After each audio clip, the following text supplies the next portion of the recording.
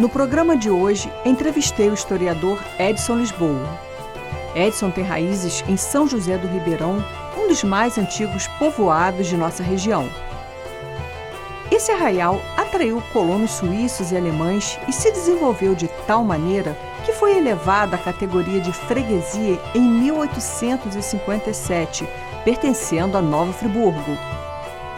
O guia espiritual dos colonos suíços, o padre Jacó Joá, passou a residir em São José do Ribeirão a partir de 1841, e os seus restos mortais estão depositados na igreja da localidade. São José do Ribeirão foi grande produtor de café e em 1872 quase metade da população era constituída por escravos. Atualmente essa localidade pertence ao município de Bom Jardim. Edson Lisboa, além de historiador, já ocupou diversas secretarias em variados governos e o convidamos para falar de seu trabalho.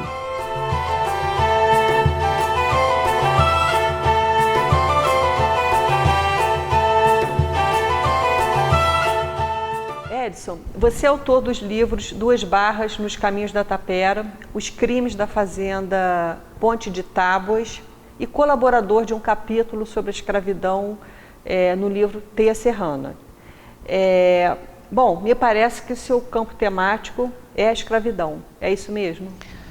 A escravidão e economia cafeeira foi uma especialização que eu me dediquei. Eu comecei essa pesquisa em 1986, num projeto de doutorado do professor Jorge Miguel Maier, que na época era professor da Universidade Federal Fluminense, e eu comecei a trabalhar com ele. Eu estava iniciando meu curso de História aqui. E apresentei um projeto no CNPq, de iniciação científica, fui contemplado com a bolsa. Durante 2 anos eu trabalhei com iniciação científica patrocinado pelo CNPq e no 3º ano com a bolsa de aperfeiçoamento tipo B, que é antes do mestrado. E meu tema de pesquisa era a economia cafeeira na região. E especificamente na Nova Friburgo, um tema que me interessou foi a escravidão voltada para a pequena propriedade rural, que era o que existia aqui, né? Existem muitos estudos sobre a escravidão nas grandes plantations e me interessava o estudo da escravidão numa pequena propriedade. Aquele pequeno proprietário que tinha 2 ou 3 escravos trabalhava com ele no eito, né?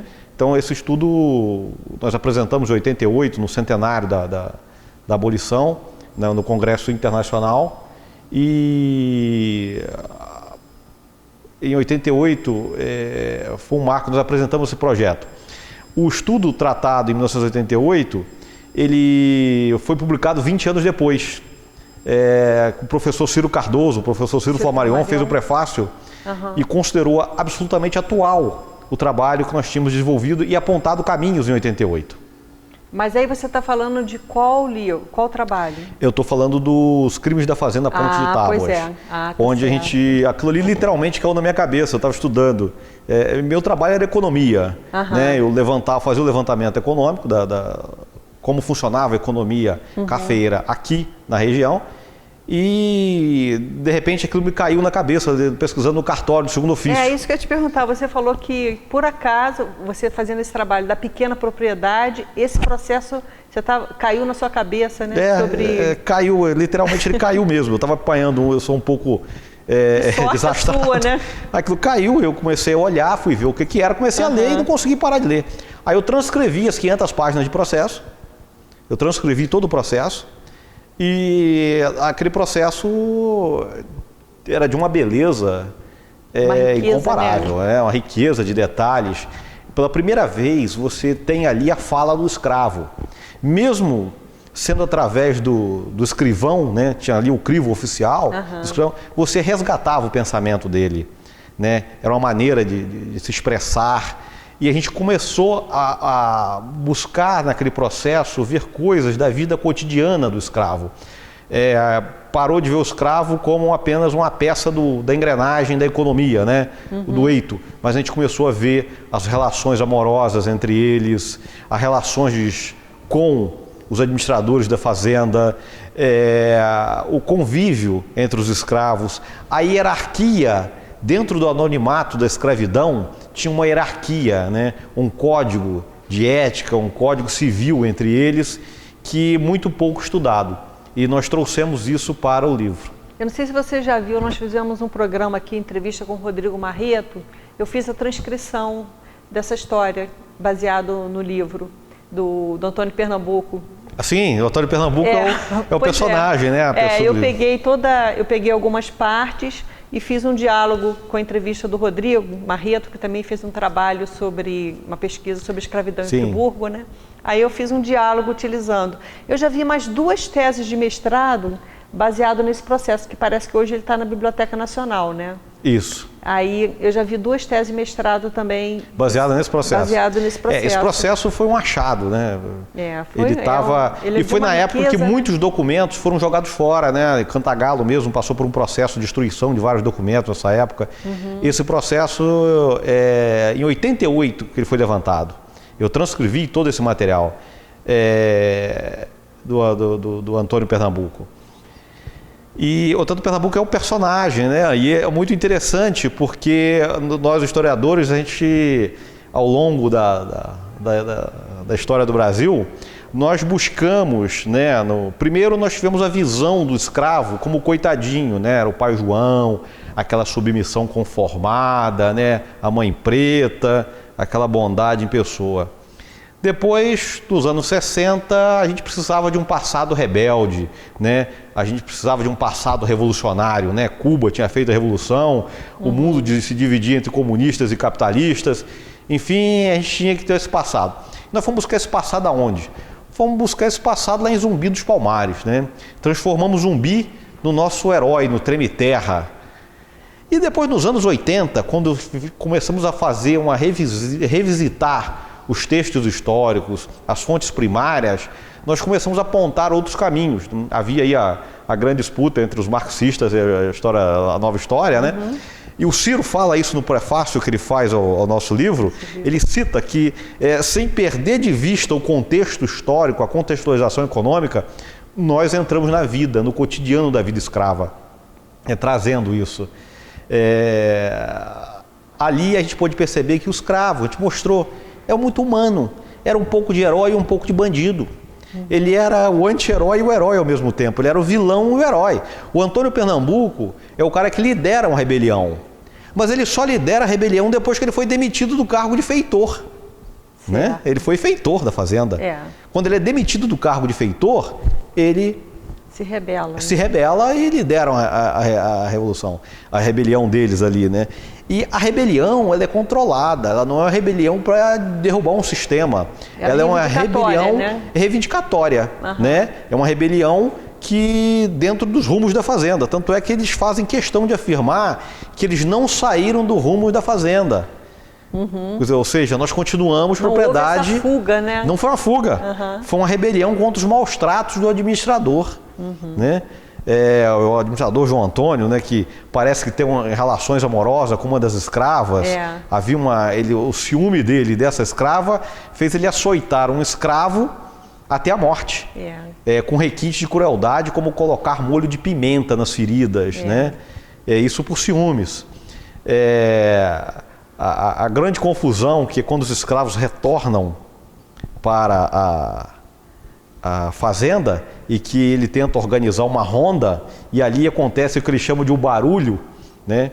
Onde eles matam o ferreiro, né? Achando que acharam que tinham matado o João Antônio, mas eles estavam mataram o ferreiro, porque na briga no vulto, né?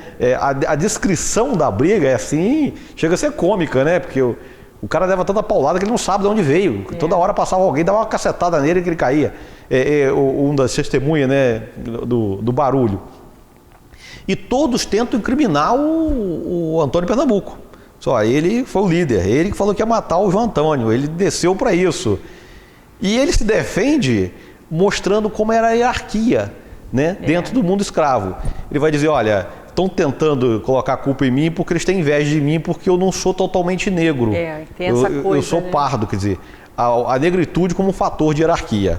Então você vê muito mundo escravo. Muito rico esse processo. Muito rico. O Ciro Cardoso, ele numa tese, na década de 70, ele abre uma questão da brecha camponesa, dizendo que a gente costuma estudar o campesinato depois da abolição da escravidão.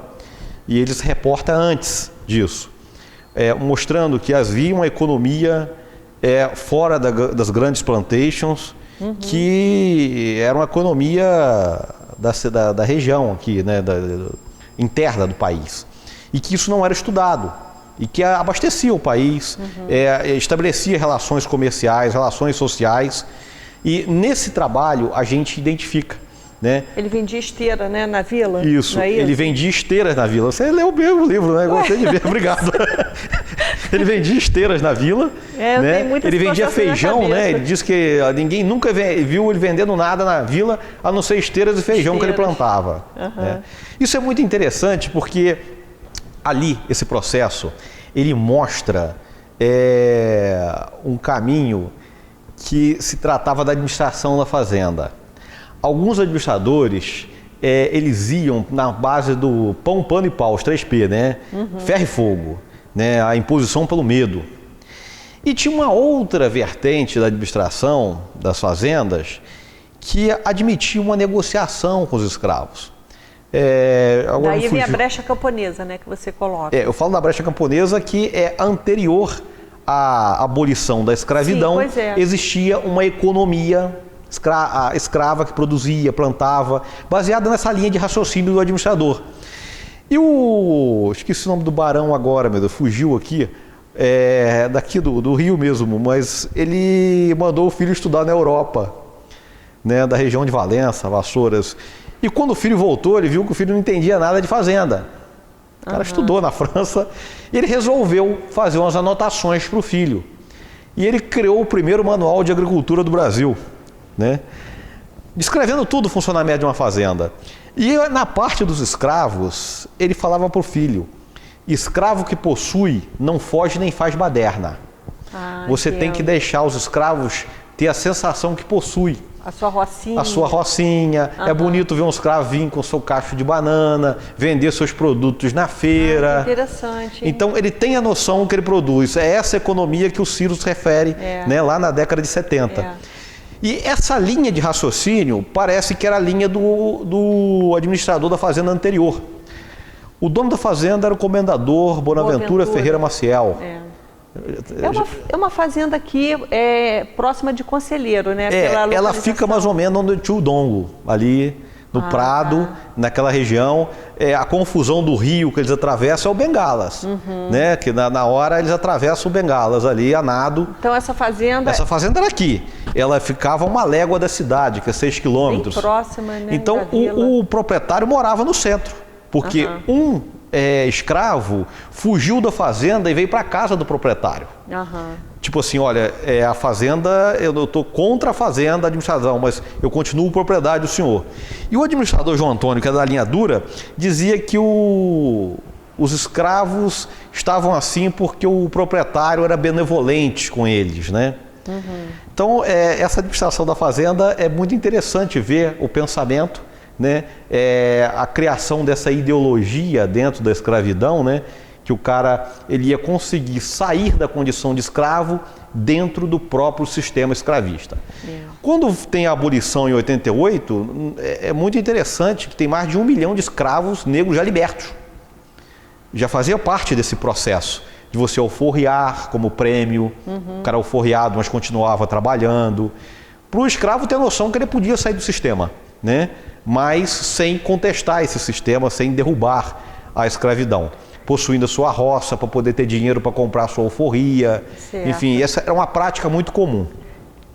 E eu achei interessante que depois da tragédia, depois que tem esse assassinato, né, que esses feridos, que há o julgamento, o administrador foi demitido.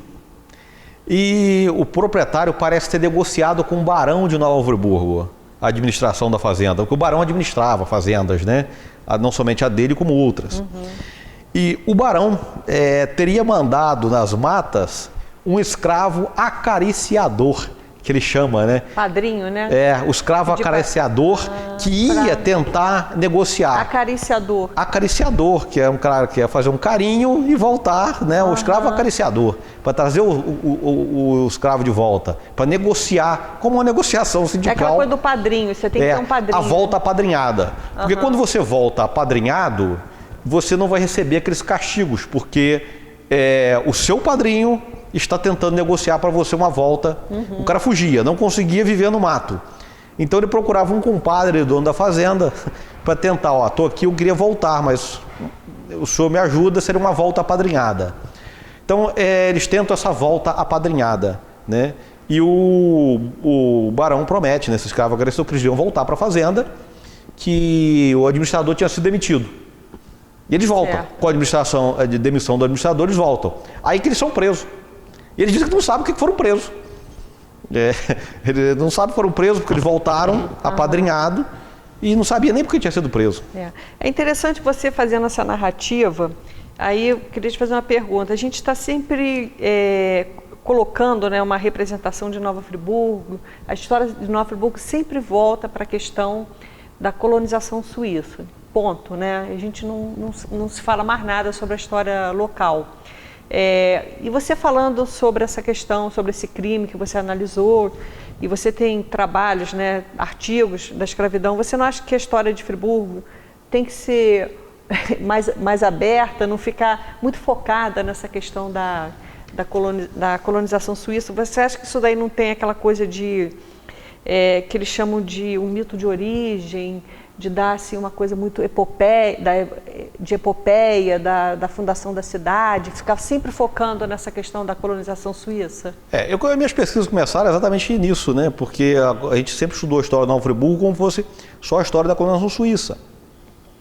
A colonização suíça foi realmente uma epopeia, né? A colonização alemã também aqui é algo ímpar no mundo. Foi a primeira leva de colonização organizada da América Latina. Os caras conseguiram botar 2.000 pessoas num contexto florestal isolado de qualquer centro consumidor. Isso aí é algo que merece muitos estudos ainda a respeito. Nós conhecemos muito pouco disso. Agora, a gente trata como epopeia porque lá na década de 20, quando a Alemanha tinha perdido a Primeira Guerra Mundial, João Raimundo trata isso muito bem no trabalho dele, Nova Friburgo estava no início de sua industrialização. Ele precisava mostrar que ele era diferente dos outros lugares, que aqui o pessoal trabalhava, cumpria horário, né? O povo era suíço, laborioso. Então foi desenvolvida essa ideologia muito bem montada, né? Galdino do Valle vai trabalhar muito bem essa questão. Eu me lembro que em 98 eu estava numa semana de qualidade total, que o Walter da Torreton, né, me convidou para fazer uma palestra, e eu falando sobre isso, ele falou comigo, semana passada eu falei isso lá em Toronto. Eu disse que em Friburgo o pessoal era trabalhador, que no Rio de Janeiro o pessoal era barrigudo, fazia greve, faltava. Aqui não, que o pessoal era suíço, alemão, trabalhador, que nós tínhamos que instalar a unidade aqui. E eu falava com ele, olha, os homens passam, mas a ideologia fica. Então, essa ideologia, utilizada num determinado momento nosso, quando a gente fazia 100 anos de história, quando a gente estava início da industrialização aqui em Nova Friburgo, ela foi muito boa para a cidade, né? Ela serviu. E nós acabamos parando nela, virou uma epopeia, virou isso. Nós temos que avançar. Tem que ter o estudo da colônia, estudo da escravidão, estudo dos atores que viveram aqui, bem no seu dia a dia mesmo, né, na sua vida especial. Eu sou descendente de colonos alemães, da família Heller, né? Meu pai, minha avó e meu avô, os dois são Heller, né? Então meu pai é Heller e eu cresci ouvindo a história de um navio que não chegava.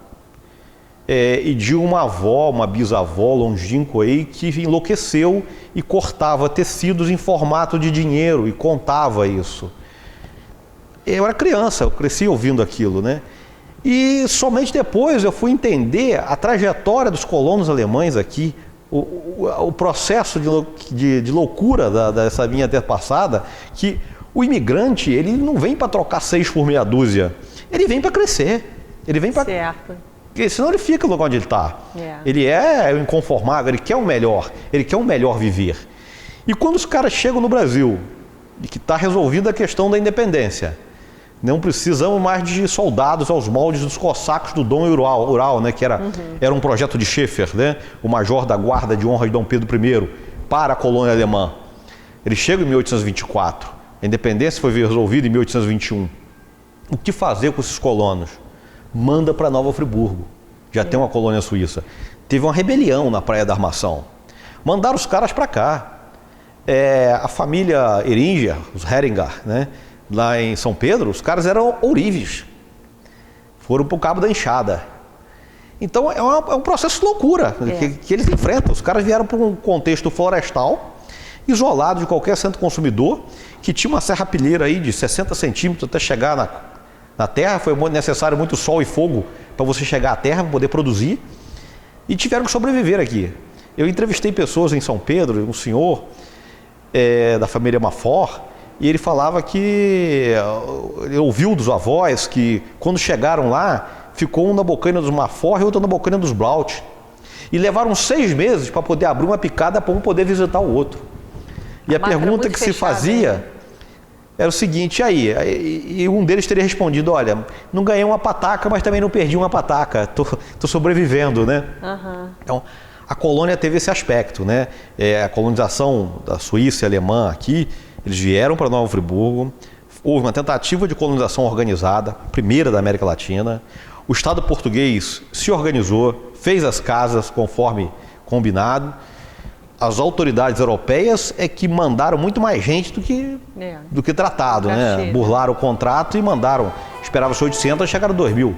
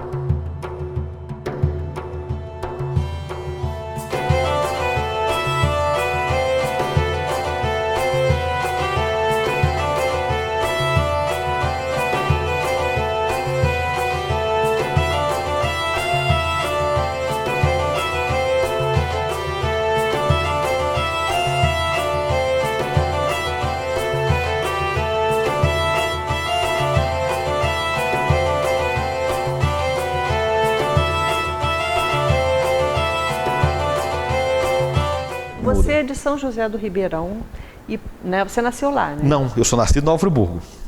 Eu sou nascido aqui em Nova Friburgo, meu pai também é nascido no Amparo, né? Porque eu pensei que eles... A minha mãe, que é nascida em São José do Ribeirão. Ela que é Heller?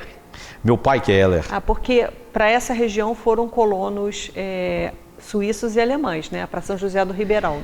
Os colonos suíços e alemães não aguentaram a administração da vila. Eles tinham um prazo para sair daqui para os sítios. 40 alqueires de terra distribuído, traçado no mapa. Então você não levou em conta a topografia, não tinha em conta, cada um tinha que sair pelas suas terras. E as terras não davam. Então, para eles, houve uma migração em direção ao leste, São Pedro da Serra e Lumiar, né? Outro grupo vai rumando para o norte, em direção a Cantagalo, já em busca do famoso ouro negro que começava, né, o café. E o grupo de colonos vai margear o Ribeirão de São José. Eles vão se estabelecer nessa bacia do São José do Ribeirão, né, na bacia do Rio Grande. Eles vão ocupar essa área. Ali no Ribeirão do Capitão, Vargem Alta, São José do Ribeirão, Amparo. Eles vão ocupar essa área, né, tantos colonos suíços quanto Barra Alegre. Eles vão em busca de terras que já estavam aptas à cultura, menos densa, enfim, já vão tentar trabalhar, ocupar essa região. E uma outra coisa que me ocorre para isso também, não tenho uma tese a esse respeito, mas acho que aponta para um caminho desse, é a excessiva controle da administração colonial. A colônia que durou até 1831, um colono para fazer um casamento aqui tinha que pedir ao diretor da colônia, que pedia ao inspetor da colônia, que mandava ao ministro de negócios do estrangeiro, enfim, por um imperador que não estava nem aí na época, Dom Pedro I.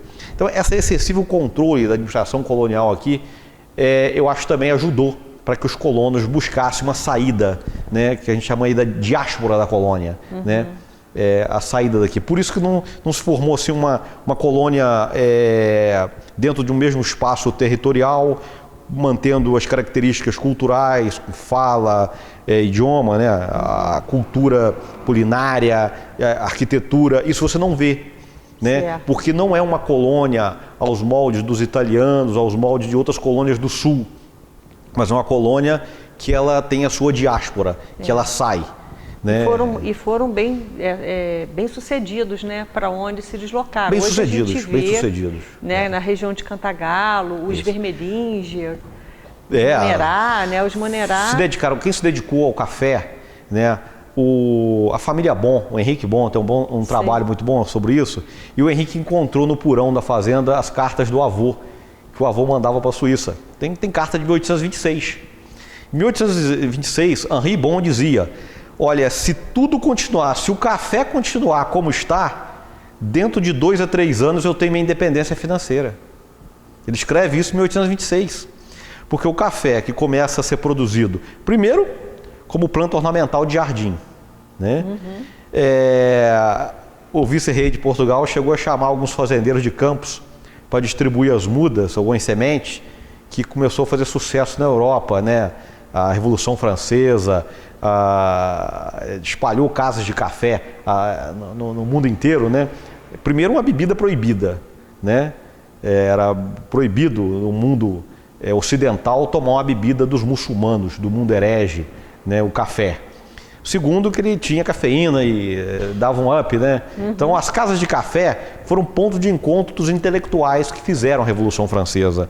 Ficaram famosas. E, em pleno século XVIII, o café já é um grande concorrente do vinho. Os comerciantes do vinho trataram de acabar com o café. Mas o café prosperou.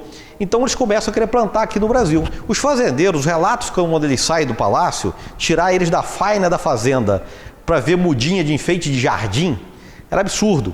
Mas o café começou a ser plantado em volta da Baía de Guanabara, o preço no mundo começou a crescer e vai se espalhar até atingir a região de Cantagalo. Quando atinge a região de Cantagalo, você vê que em 1820 o café está iniciando. Em 1850, o conselheiro Paulino José Soares já fala no relatório de presidente de províncias, né, como presidente da província do Rio de Janeiro, que o café é o primeiro item das exportações brasileiras. O Rio de Janeiro é o maior produtor, né, falando das maravilhas do café. E aí Cantagalo já está com plena expansão cafeeira. E Nova Friburgo, ela vai se localizar estrategicamente entre o polo produtor, Cantagalo, e o porto exportador do Rio de Janeiro. Nessa época que muda toda a nossa história. Olha só, você estava falando, a gente está falando dessa história aí. Como é que você vê a necessidade de plantação da história local e regional nas escolas de ensino fundamental? Isso daí não seria... Isso é uma luta antiga, né? Nós temos que... a criança, ela tem interesse quando ela estuda a sua história, a sua vida. A história de uma pessoa que parece que não tem nada a ver com a vida dela... vira decoreba, né? Aquelas coisas estanques dentro de cada gaveta separada que ele decora para a prova. Aquilo não está introjetado na vida. Né? E história é algo que vai na veia, vai no sangue, introjeta. Então você pensa historicamente. Né? Você passa a raciocinar de forma... em tudo na sua vida, você tem um raciocínio histórico. Então a história, ela tem que estar na vida das pessoas. Você tem que ter esse conhecimento histórico. Hoje, criança às vezes não conhece a história do avô, não conhece a história do pai. Então, a partir do momento que ele sabe que aquele fato histórico, aquele estudo que ele está fazendo, influenciou na família dele e ele é o que é hoje por causa daquilo, aí a história ganha um outro nível, né? Ganha uma outra vida. Então, o estudo da história é fundamental, dos ensinos fundamentais da criança, desde o início, e é a história local, a história do bairro dele, a história da vida dele, né? Como é que surgiu aquele bairro, como é que foi formada aquela situação, por que os pais dele vieram para ali, por que ele nasceu ali, por que é a história. Isso eu tenho certeza que agrada, não precisa de decoreba, é aquilo que interessa e é um raciocínio que ele passa a utilizar para a vida. Mas já existe alguma política pública assim, de implantação dessa história local e regional nas existe escolas? Sim, existe uma política pública já de passado, não da agora, mas de passado, que vem sendo implementado. Eu até acompanhei a Secretaria Municipal de Educação, tem um trabalho nisso. Mas eu acho que precisa mais estudos históricos, porque nós temos muito pouco ainda. É preciso mais trabalho, né? Por exemplo, o bairro de Duas Pedras, que eu conheço bem, que eu fui criado ali, é um bairro que eu chamo ele da bexiga friburguense, onde vieram todos os colonos italianos que deixaram o café. Quando o café quebra, o pessoal deixa o café e vem tentar a vida na indústria. E Friburgo tem uma indústria italiana, de família italiana, os Spinelli, que o grupo Spinelli vai absorver essa mão de obra. Se você pegar lá a listinha, a família Spinelli tem isso guardado até hoje, de todos os funcionários deles, você vai ver sobrenomes italianos. Eles vão dar guarida a todos os italianos aqui, vão trazer os italianos para cá. E a estação de carga, que fica ali em Vila Nova, o bairro Duas Pedras fica na beirada da estação de carga, né? Então vai se formando todo um bairro italiano. Aí você está falando onde é o batalhão da polícia, né? Onde é o batalhão da polícia, a estação de carga. Aí tem a Vila Nova e o bairro de Duas Pedras. A igreja de São Pedro é implantada pelos jesuítas, que em Nova Friburgo não são os espanhóis, mas são os italianos. Certo. Né? Os jesuítas que sempre tiveram aqui, é a linha italiana, né, da Companhia de Jesus, são os italianos. E eles vão montar uma igreja nesse bairro. Não é à toa que eles vão para esse bairro. É um bairro italiano. Se você pegar o sobrenome das pessoas que vieram morar, que formaram, é um bairro italiano que inclusive tinha muito da cultura italiana. O jogo de malhas, né? Bocha. Isso. As brigas, né, que eram muito comuns também, existiam, o time de futebol, né? Os padres que vão atuar lá são padres italianos, até a Companhia de Jesus passar para diocese, né, até a formação da diocese. Enfim, tem toda a formação italiana. E você vê isso nitidamente ao passar e olhar. Então, a criança que nasce ali, que cresce, que estuda na escola, se ela tiver essa informação, ela já vai começar a olhar com outros olhos a situação. O próprio perceber um pouquinho mais o patrimônio histórico. Por exemplo, eu estava ali na praça, fiz uma pesquisa com alguns jovens e perguntei sobre o solar do Barão de Nova Friburgo. Ninguém sabia o que significava aquele prédio e quando eu perguntava sobre o Barão de Nova Friburgo, elas respondiam assim, que conheciam muito vagamente. Aí, Edson, eu queria te perguntar uma coisa. Eu acompanhei um projeto seu, que também já não é o primeiro projeto na Câmara, de padronização das placas sobre prédios históricos. Eu conversando com um vereador na semana passada, assessor de um vereador, ele me disse que esse projeto não vai passar, por uma pressão de alguns comerciantes. Você não acha que eles estão tendo uma visão míope de que realmente só vai beneficiar se a gente tirar aquelas placas, né, sobre os prédios históricos? Porque, por exemplo, a gente tem ali, em um estabelecimento comercial, um prédio de 1822. Você sabe qual é? Um sobrado? Aonde? Ali perto da rodoviária. Rodoviária urbana? Onde é o Pão da Praça. Aquele sobrado ali é de 1822. Não tem. Você sabia? Não, 2 não anos sabia. depois de Friburgo se tornar vila, né? Acredito que...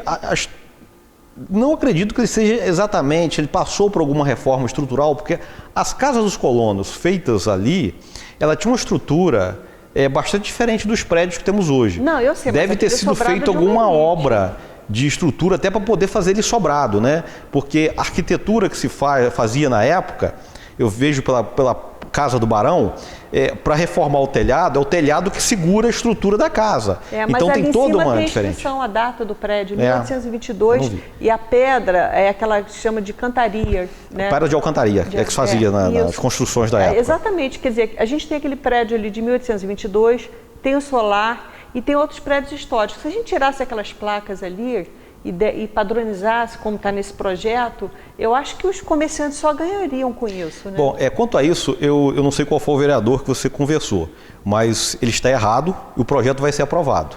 Porque os vereadores estão imbuídos disso. Eu vou defender esse projeto de unhas e dentes. Eu estou indo à Câmara dia 3 numa reunião específica. Estamos mobilizando a sociedade, porque isso aí é um projeto que ele é muito maior para Nova Friburgo. O projeto Nova Friburgo Cidade Limpa é uma recuperação da identidade da cidade. Por que esse projeto? Estão tentando desvirtuar o projeto. Isso aí é briga mesquinha de pessoas que não têm compromisso com a cidade. Não, vamos deixar a briga política para outra hora. Vamos pensar na cidade, o que é melhor para a cidade. Política se resolve na eleição. Na eleitoral vai lá e briga. Agora é a cidade. O que nós temos nesse projeto? A gente tira desse projeto toda a despoluição visual. A gente tira as placas acima da linha da Marquise, para a cidade mostrar o seu casario, a sua arquitetura. Foi feito durante mais de um ano, foi feito um estudo de toda a arquitetura da cidade, para que a gente pudesse fazer isso. Arquitetos trabalharam nisso, para a gente recuperar a fachada das cidades, para manter o mesmo conjunto arquitetônico pintado da mesma forma. Você tem hoje um conjunto arquitetônico da década de 30, 40, 20, muito bonito, mas um é verde, outro é vermelho, outro é amarelo, de acordo com a sua loja, de acordo com a sua, com o seu produto. O que nós queremos entender é que essa região vira todo um condomínio. Você vai pintar esse conjunto arquitetônico de uma cor só, para mostrar o conjunto arquitetônico. Essa beleza vai fazer você vender mais. Claro, com certeza. Esse projeto está inspirado também na legislação de Gramado. Vai lá em Gramado e vê a cor do McDonald's. Vê se o McDonald's é vermelho. Vai lá.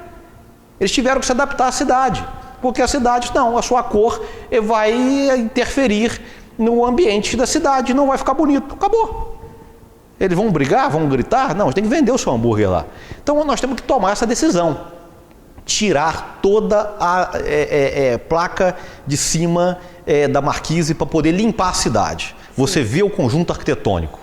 Os proprietários puderem se juntar e pintar, destacando o conjunto arquitetônico, né? E não a sua loja.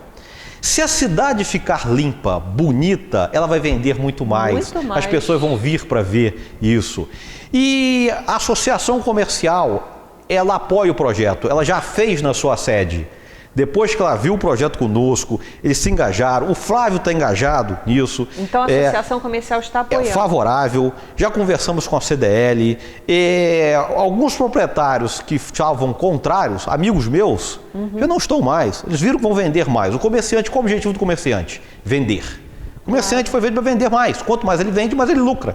E é uma confusão de placa ali que você não olha só, aparece, você bota uma placa com 4 metros quadrados, o seu concorrente do lado vai e bota com 8, você vai botar com 12, com 16. De repente, se você colocar a sua placa bonita, uma farmácia com pH, com características antigas dentro, como eu vejo ali a Esperança, muito bonita. É, muito legal. Você vai chamar muito mais atenção do que uma placa feia de 4 metros quadrados, 6 ou 8 ou 10. Então, é uma nova forma de vender a cidade como um todo. Em Nova Friburgo nós temos essas brigas políticas, essas confusões que não levam a nada, não nos levaram a lugar nenhum, só a prejuízo. Gramado, cada um tem sua loja, mas todos vendem a cidade. E nós temos que ter essa cultura. Aqui dentro eu vendo o meu produto e vendo a minha cidade. Né? A minha cidade bonita, maravilhosa, que vocês vêm para cá, se não está comprando comigo, está comprando com o meu colega, e com o meu colega vai vender mais, eu vendo também mais. É essa cultura que nós temos que implantar. O projeto Nova Friburgo Cidade Limpa, ele tem essa ideologia, né? Ele vem com essa carga de fazer, ele não é só a limpeza arquitetônica da cidade, mas ele trabalha esse conceito de você ter cidade para pessoas, para a pessoa andar. Pessoa de carro não compra, quem passa de carro não compra nada. O cara tem que andar a pé na cidade para poder comprar. Ele tem que comprar num lugar agradável, num lugar bom de andar, bonito, arrumado. Então você tem que padronizar certas coisas, você tem que delimitar. A pessoa pode panfletar? Pode. A propaganda impressa, distribuída, é um meio de comunicação. Mas ela tem que estar regulamentada. Você tem que ter os locais para fazer isso. Propaganda sonora, ela já tem regulamentação. Você tem que passar para ver se o seu carro está com decibéis correto. Se tiver, você vai andar na rua. Não vai fazer guerra disso na rua, cada um aumenta o seu como pode. Isso tem organização, faz bem a todo mundo. Ordem gera progresso, tem que ter ordem, organizado.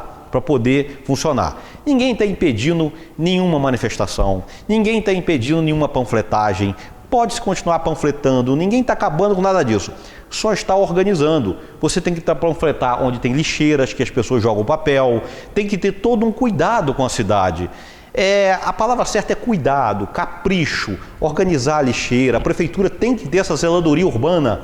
Essa ordem urbana, de quebrou, tem que ir lá consertar. Uhum. Eu vou consertar minha calçada, eu tenho um padrão, eu sei o tipo de piso que eu uso, então eu trato aquilo de uma forma única.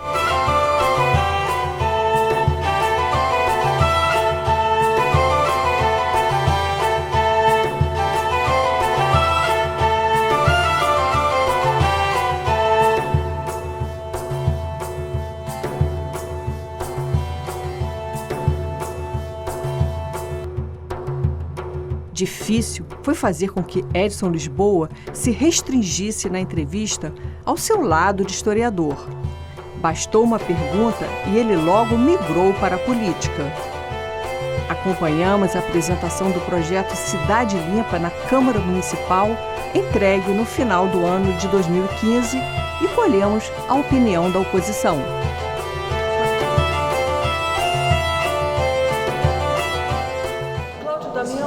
O Edson Lisboa apresentou hoje à Câmara um projeto Cidade Limpa, que é a retirada das placas, uma padronização, é proibido placas acima da marquise, enfim, uma despoluição visual das propagandas no centro da cidade.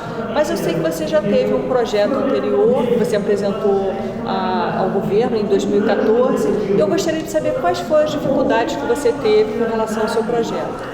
Bom, no mandato passado nós tivemos uma descontinuidade de governo, né? Nós tivemos 3 prefeitos, diversos secretários, e eu vinha dialogando com os secretários a respeito de um processo de limpeza da cidade, das fachadas, de uma colocação de placa de uma forma mais civilizada, né? A gente tem aqui uma poluição visual muito agressiva. E junto com a Regina Lobianco, a gente pegou as fotografias, né, do centro da cidade, e a Raquel Nader fez um trabalho do computador mostrando como ficaria, né, absolutamente diferente a fachada desses casarios antigos de Friburgo, o que recupera a história, agrada aos olhos de quem mora na cidade, que já está com os olhos acostumados a essa poluição visual, mas, sobretudo, é um atrativo turístico. A gente passa a contar com o entorno da praça e os prédios históricos como um atrativo turístico. Então, depois eu apresentei um projeto que visava exatamente criar um limite para a colocação dessas placas. As placas terem 60 centímetros de altura, no máximo 2 metros de largura, colocado embaixo das marquises de uma forma que não tivesse essa agressão, né, tão forte, essa agressão visual tão forte. E a gente ainda tem um entorno da praça com diversos casarios, com sobrados, que são casarios talvez não, mas os sobrados, né, o que restou dos sobrados aqui desse entorno da praça, como um atrativo cultural histórico. É o que tem de antigo de Friburgo ainda que a gente pode preservar aqui no centro. E vejo que a iniciativa do governo nesse sentido é importante, né? Eu não estou aqui enciumado por ter apresentado um projeto e agora vir um projeto do Executivo e o meu não ter sido votado. Ao contrário, eu vou pretender, ao conhecer o projeto do Executivo, apresentar emendas no que couber e tentar agregar aquilo que do meu projeto não tiver no projeto do Executivo. Mas eu acho que é o caminho, né? A preservação da nossa história através das casas, né? Do que ela pode contar para a gente. Você acha que vai haver alguma resistência por parte do CDL, dos lojistas, com relação a essa nova política de posturas do governo? Não, olha, eu espero que não. Eu acho que o comércio se beneficia. Nós podemos citar exemplos de cidades que tiveram uma despoluição. Paraty, o centro histórico de Paraty, até mesmo a própria cidade, onde não é o centro histórico de Paraty, teve uma atitude civilizada. As placas são pequenas, são bonitas, elas são simpáticas, são até artísticas, né? Para chamar a atenção de quem vai à cidade. Petrópolis adotou e tantas outras cidades adotaram. Por que Nova Friburgo, que é uma cidade com um conteúdo histórico fabuloso, não adota essa prática, ou já não teria adotado essa prática antes, né? Nós estamos atrasados, é uma demonstração de atraso da nossa parte. Eu tenho certeza que as instituições, o Sindicato do Comércio, o CDL, né, enfim, essas instituições apoiarão É bem verdade que vai ser preciso dar um tempo de adequação, não pode se estabelecer uma lei hoje e amanhã já exigir que todos coloquem placas dentro das medidas que vão ser acertadas pela lei. Colocar um prazo razoável, né, eu acho que seria adequado, para que gradualmente elas pudessem ir se adequando e se ajustando. Isso se transformar num benefício, né, usar isso de uma forma inteligente como um benefício ao próprio comércio, demonstrando que aquele comerciante está preocupado com o conteúdo histórico da cidade, com a referência que aquele prédio faz à história da cidade. Eu até posso desafiar, né, aqueles que têm comércios em lojas antigas, que pudesse dentro da sua loja colocar fotos, objetos que contassem a história do prédio, alguma carta, algum documento, uma escritura. Isso é um atrativo turístico, né? Alguém que vem à cidade, ou até mesmo um morador da cidade, passa a conhecer a história daquele estabelecimento, ele faz a multiplicação dessa informação, né? A Confeitaria Colombo, no Rio de Janeiro, por exemplo, é um grande exemplo disso, né? O Bar Vilarinho, que não é tão antigo, mas que conta uma história de compositores famosos que lá estiveram. Isso é um fator que agrega conhecimento, agrega cultura, agrega história, e com isso você vai multiplicando as pessoas que admiram, né, a história da cidade e que vão passar a visitar em razão daquilo que o comerciante está oferecendo de diferente, além dos seus produtos normais que ele vende no seu dia a dia. Eu gostaria que você explicasse, hoje você apresentou à Câmara de Vereadores o projeto Nova Friburgo Cidade Limpa. Eu gostaria que você explicasse em que consiste esse projeto. Bom, esse projeto ele começou com um estudo do Escritório de Gerenciamento de Convênios e Projetos da Prefeitura, onde os arquitetos fizeram um levantamento em todos o monumento arquitetônico da cidade. E nós identificamos muitos prédios na cidade, muitos locais, muitas situações que pequenas ações eles poderiam ficar muito melhor. O que acontece hoje na cidade? Nós temos casarios antigos, um mesmo elemento arquitetônico que ele está coberto por faixas, por placas, por uma poluição visual que a gente perde esse elemento. Então você tem uma obra muito bonita que representa uma determinada época da cidade e embaixo você tem várias lojinhas, cada uma pintada de uma cor, uma vermelha, outra azul, outra verde, e com isso você descaracterizou todo o prédio. O que nós estamos propondo? Nós estamos propondo que a cidade, os comerciantes tratem a cidade como um grande shopping a céu aberto. Ele seria um grande condomínio. A mesmo preço que você pinta uma tinta de vermelho, você pode pintar ela de outra cor. Se todos entrarem em acordo e valorizar o elemento arquitetônico, a cidade vai ficar muito mais bonita. Nós estamos proibindo as placas acima da marquise. Qualquer publicidade acima da marquise está sendo proibida e ela está tendo um dimensionamento para essas placas serem usadas nas laterais abaixo das marquises. Ou seja, nós estamos limpando a cidade da poluição visual. Esse é o objetivo primeiro do projeto. É claro que nós tratamos de lixo, tratamos de jardins, tratamos dos bancos, padronizamos as calçadas para que o comerciante for consertar sua calçada tenha um padrão específico para poder fazer isso.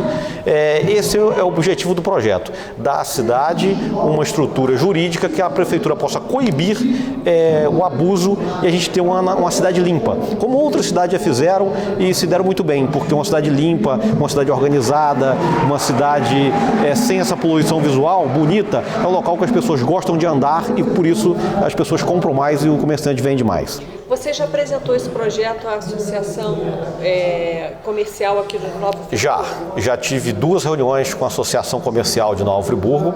A primeira foi logo no início do projeto, eles adoraram a ideia, até porque tem outros exemplos de muito sucesso no Brasil. Aqui perto, Petrópolis fez um trabalho nos anos 90 e deu muito resultado para o comércio. E Gramado também tem um trabalho nesse sentido, Florianópolis, outras cidades.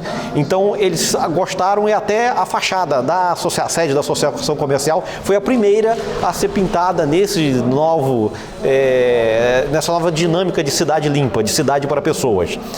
Tivemos uma reunião com o CDL também, 2 reuniões com a CDL, Firjan, Associação Comercial, e agora estamos trazendo para a Câmara, para que a Câmara faça esse espaço de debate, né, que vai para os bairros, para a Associação de Moradores, para, enfim, toda a cidade poder debater e essa lei ficar introjetada nas pessoas, para que não seja apenas uma lei para que não seja cumprida, mas para que seja uma decisão de cidade. Que tipo de cidade nós vamos chegar nos 200 anos de Nova Friburgo?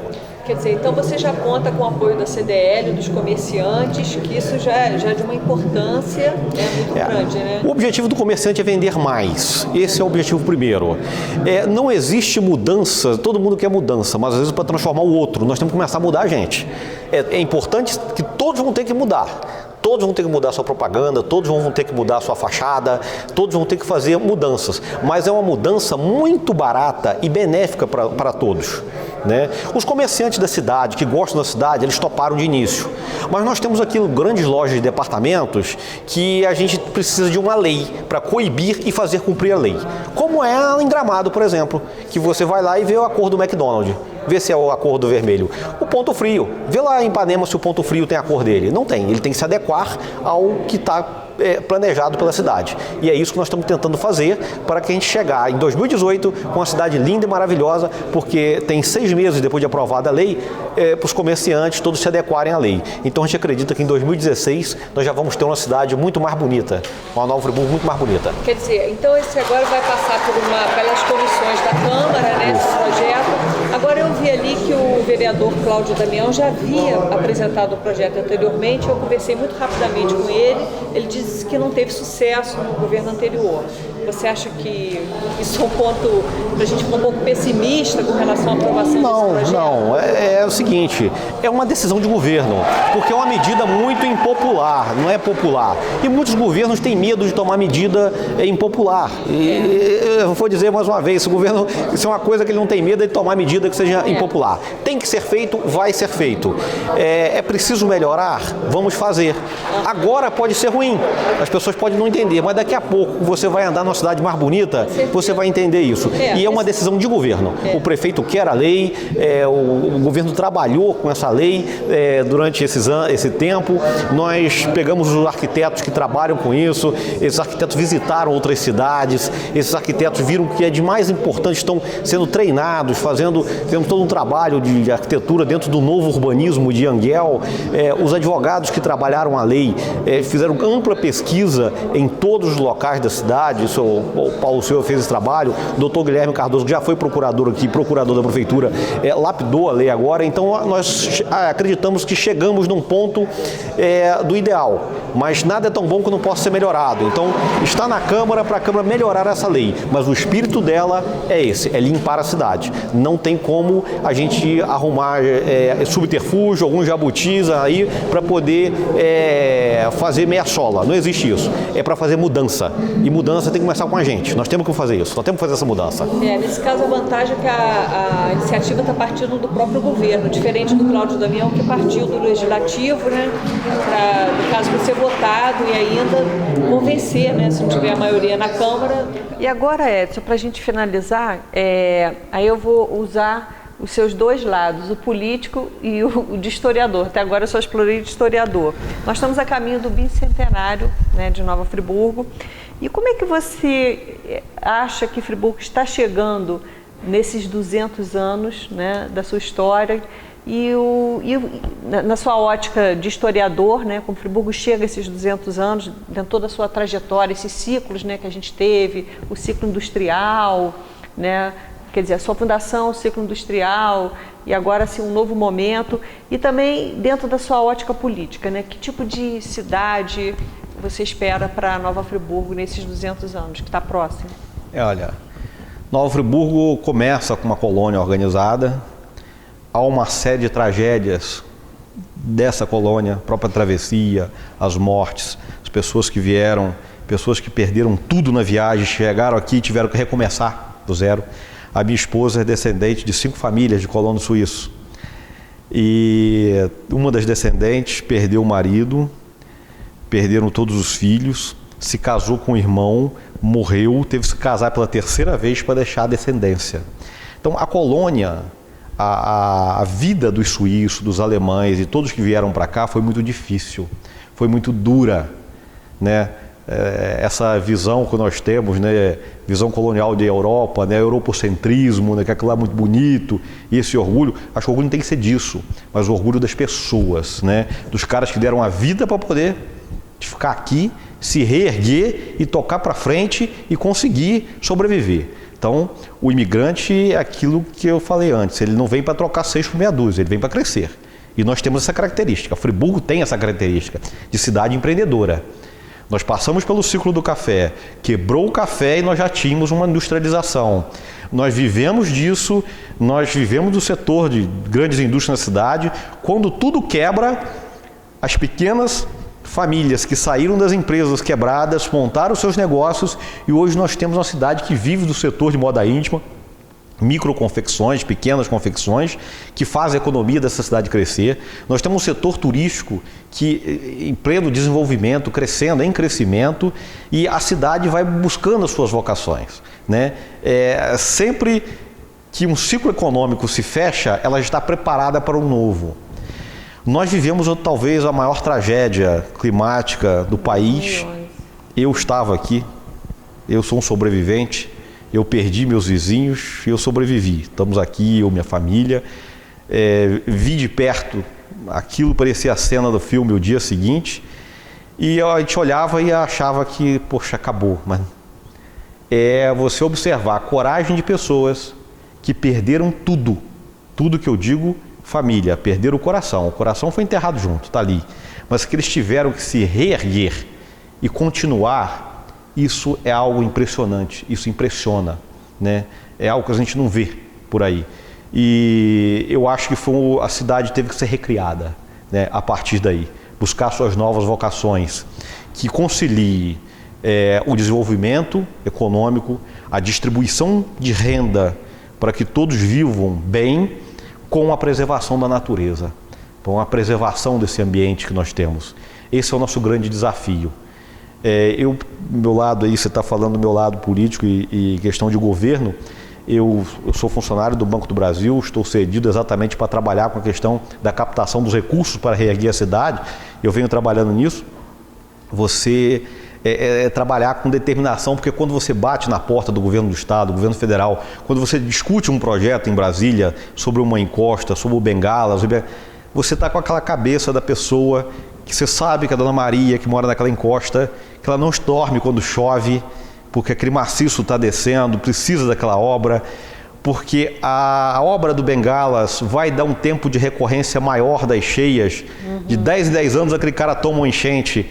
Isso passa para 25 anos, ele consegue dar uma vida melhor, ele consegue se estabelecer melhor na cidade, porque essa cidade só tem um leito, né, o plano, nós ocupamos a cidade no leito do Bengalas, o Bengalas ocupava essa região inteira, nós tomamos o espaço dele e agora nós temos que conviver com isso, né? Então, quando você está com isso em mente, você tem tudo isso na sua cabeça, né? Quando você discute esses projetos, quando você batalha por eles. E por incrível que pareça, Nova Friburgo, apesar não, acho que por causa dessa tragédia, eu acho que ela tomou um novo fôlego. Você passava no Suspiro e você via aquela tragédia. Você passa no Suspiro hoje e o Rodolfo Acre e o meu amigo da colônia libanesa, o Sader, Sader dizia, Edson, de janeiro a setembro foi o melhor ano para mim dos últimos 20 anos. Outubro a coisa está feia, porque tem um problema nacional de economia. O Rodolfo Acre dizendo, olha, está subindo muito mais gente do que subia. Os hotéis estão ficando cada dia mais lotados, até porque o turismo está cada vez mais frequente, né? O povo do Rio sai, vem para cá, passar um final de semana. Então você vê uma cidade recuperada. E quando você vê aquela encosta, que não parece nada, mas aquilo ali, aquela área, para poder aquela área ficar segura, foi investido milhões para fazer aquelas encostas. O Suspiro é uma área que tem um caimento de apenas 1%, então ele é quase plano. Então a queda como desceu aquele material da montanha, bloqueou toda a drenagem da cidade. Então aquilo ali estava parado, se desse uma neblina, enchia d'água, e hoje com as redes sociais você fotografa, bota nas redes sociais, dava a impressão que o Friburgo tinha uma enchente. E o pessoal cancelava a rede hoteleira caía, era um desespero isso. Hoje chove e aquilo lá se mantém, porque foi feita nova drenagem, foi feita a encosta, aquela área está segura, então, enfim, está se recuperando a cidade. Certo. Agora, a cidade se prepara para esses 200 anos.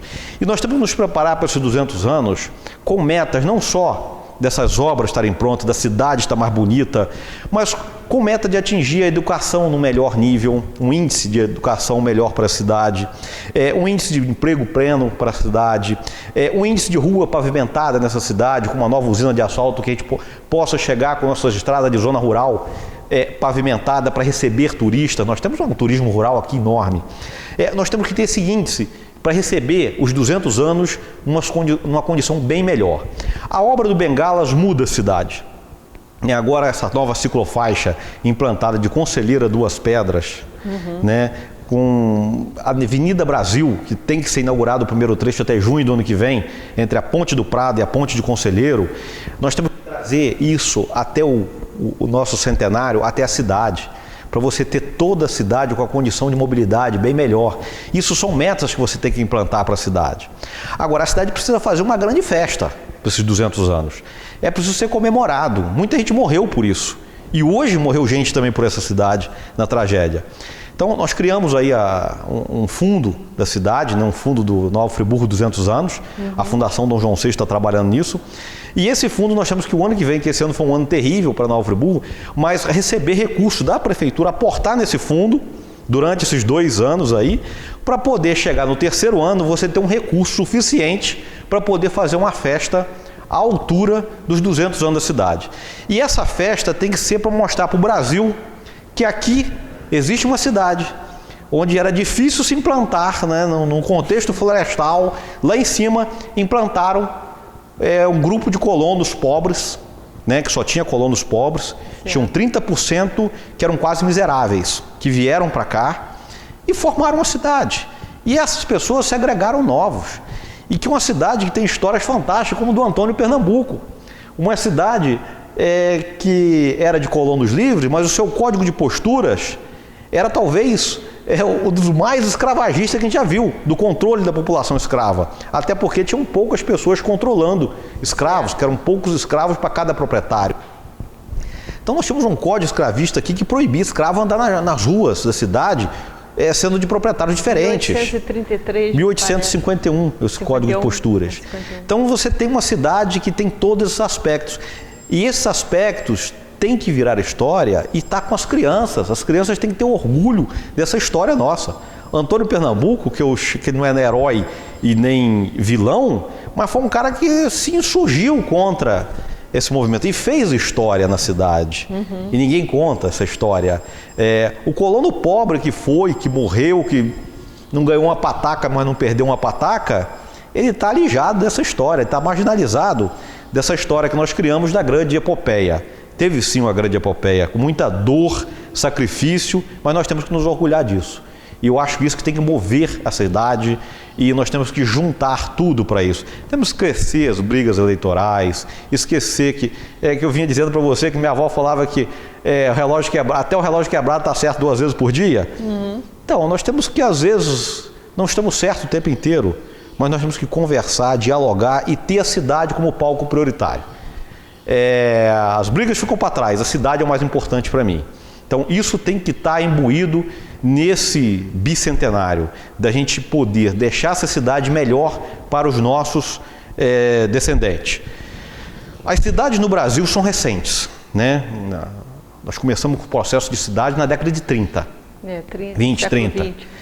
Em 3 décadas, nós tínhamos 20% da população morando na zona urbana e 80% morando na zona rural. Em 3 décadas, nós invertemos isso. Jogamos todo mundo para a zona urbana.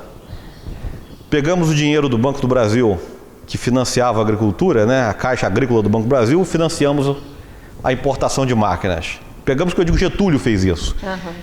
Mexemos no câmbio, sobrevalorizamos o câmbio para a gente poder comprar equipamento, máquina mais barata. Rebentamos o agronegócio, porque nosso café ficou caro, nossos produtos ficaram caros. Nós pegamos a cidade, em 1934, e colocamos um Instituto de Previdência para o Trabalhador Urbano, em 1934. 40 anos depois, nós demos esse benefício para o trabalhador rural, meio salário mínimo, em 74. Ou seja, nós pegamos políticas públicas e tiramos o homem do campo e botamos na cidade. Quem é que ia ficar na zona rural? Sem estradas, sem colégio, sem um instituto de seguridade, quando ele ficasse velho, ele não aguentasse mais trabalhar, ele fazia o quê? Veio todo mundo para a cidade. As pessoas ocuparam a cidade porque a cidade precisava de mão de obra barata para as indústrias. Então essa foi uma política do governo. Agora, ninguém pensou na cidade. Como é que as pessoas vão vir lá 50 anos depois, 60 anos depois? Sem ninguém pensou nisso. Algum, né? Joga lá. Então foram ocupando encostas e hoje está aí. Hoje a situação está aí. Congrega essa região toda norte fluminense por conta das falências, né? Das quando quebrou o café na região, Duas Barras, por exemplo, na quebra do café de 29, o prefeito Djalma Dantas de Guzmão, eu escrevi isso no meu livro, está lá, eu traduzi isso. Ele vai e diz, olha, a situação não é aflitiva não, dentro de 3 meses nós vamos resolver essa crise do café. Olha só, 1 ano depois o município dele tinha sido reduzido à metade. O município dele de 20 mil pessoas estava com 10. Porque as pessoas saíram com aquela quebradeira do café e foram para onde? Vieram para Nova Friburgo. Tem 10 mil barrenses morando em Nova Friburgo hoje, pelo censo, né? Então, várias pessoas de outros lugares vieram para cá. Sumidouro, vieram buscar trabalho aqui. Agora, esse planejamento nós não fizemos. Bonamos os prefeitos. Agora, se virem. Se virem com a verba que não fica para vocês. A verba vai para o governo do estado, para o governo federal.